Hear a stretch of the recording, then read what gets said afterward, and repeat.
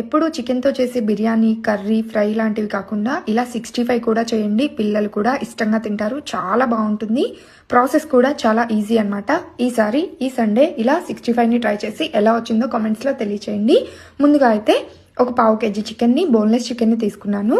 శుభ్రంగా 1-2 సార్లు కడిగేసి నీళ్ళన్నీ వంపేసుకొని వాటర్ ఏమీ లేకుండా చికెన్ని తీసుకోండి. తర్వాత ఇందులో ఒక ఎగ్ని వేసుకొని రుచికి తగ్గట్లుగా కారం, ఉప్పు, ఒక చిటికెడు పసుపు, ఒక అర స్పూన్ ధనియా జీరా పౌడర్, ఒక పావు స్పూన్ గరం మసాలా పొడి, ఒక పావు స్పూన్ ఏమో అల్లం పేస్టు, ఒక పావు స్పూన్ వెల్లుల్లి పేస్టు, ఒక 2 స్పూన్లు కార్న్ఫ్లోర్, ఒక 2 స్పూన్లు మైదా వేసుకొని మొత్తం అంతా చికెన్కి బాగా పట్టేంత వరకు కలుపుకోవాలి.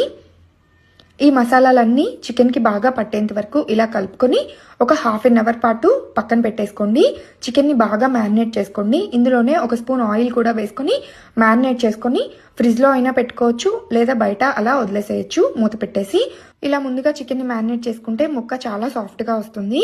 నెక్స్ట్ స్టవ్ ఆన్ చేసి ప్యాన్ పెట్టుకొని డీప్ ఫ్రైకి ఆయిల్ పెట్టుకొని ఆయిల్ బాగా వేడైన తర్వాత మ్యారినేట్ చేసుకుని పెట్టుకున్న చికెన్ పీసుల్ని ఇందులో ఒక్కొక్కటిగా వేసుకొని 2 వైపులకి టర్న్ చేసుకుంటూ ఈ పీసులన్నీ గోల్డెన్ బ్రౌన్ కలర్ వచ్చేంత వరకు ఫ్రై చేసుకోండి.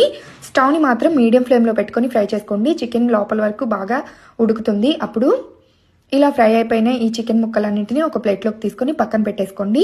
నెక్స్ట్ సాటేస్ కోసం ఒక ప్యాన్లో ఒక స్పూన్ ఆయిల్ వేసుకొని ఉల్లిపాయ ముక్కలు, క్యాప్సికమ్ ముక్కలు, కొంచెం కరివేపాకు వేసుకొని లైట్గా ఫ్రై చేసుకోవాలి. ఇవి ఇలా కొంచెం ఫ్రై అయిపోయిన తర్వాత ఇందులో ఒక 2 స్పూన్లు దాకా చిల్లీ సాస్, ఓ 2 స్పూన్లు టొమాటో సాస్, ఇంకా మీ దగ్గర ఉంటే సోయా సాస్ కూడా ఒక 2 స్పూన్లు వేసుకోండి. సోయా సాస్ వేస్తే ఉప్పు వేయక్కర్లేదు, లేదంటే ఒక చిటికెడు ఉప్పు, ఒక పావు స్పూన్ దాకా మిరియాల పొడి వేసుకుని వీటన్నింటినీ కాస్త ఫ్రై చేసుకోవాలి. ఇవి ఇలా ఫ్రై అవుతున్నప్పుడే ఇందులో ఒక అర గ్లాస్ వాటర్ వేసుకోండి. ఇలా ఈ సాస్లన్నీ ఉడుకుతున్నప్పుడు మీకు మంచి కలర్లో కావాలి అనుకుంటే చికెన్ 65ని కొంచెం ఫుడ్ కలర్ వేసుకొని మొత్తం బాగా కలిసేంత వరకు కలుపుకొని ఫ్రై చేసుకొని పెట్టుకున్న చికెన్ పీసులన్నింటినీ ఇందులో వేసుకొని సాటేస్ చేసుకోవాలి. ఈ సాస్ మొత్తం చికెన్ పీసులకి బాగా పట్టేంత వరకు. ఇవి ఇలా కాస్త వేగిన తర్వాత ఫైనల్గా కొంచెం స్ప్రింగ్ ఆనియన్స్ వేసి ఒకసారి బాగా కలిపి కాస్త కొత్తిమీర వేసుకొని వేడివేడిగా సర్వ్ చేసుకున్నారంటే అద్దరిపోతుంది. సర్వ్ చేసుకున్న చికెన్ మీద కొంచెం నిమ్మరసం వేసుకుని పచ్చి ఉల్లిపాయ ఈ చికెన్ 65 తింటే చాలా అంటే చాలా బాగుంటుంది. తప్పకుండా ట్రై చేయండి. ఈ చికెన్ 65 మీకు నచ్చితే లైక్ చేసి షేర్ చేయండి. మన ఛానల్ అయితే ఫాలో అవ్వండి.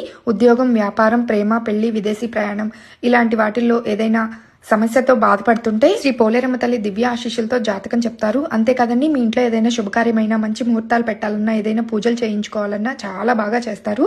పైన ఇచ్చిన నెంబర్కి కాల్ చేసి చూడండి. ఫ్రీగానే జాతకం చెప్తారు. ఒక్కసారి ట్రై చేయండి.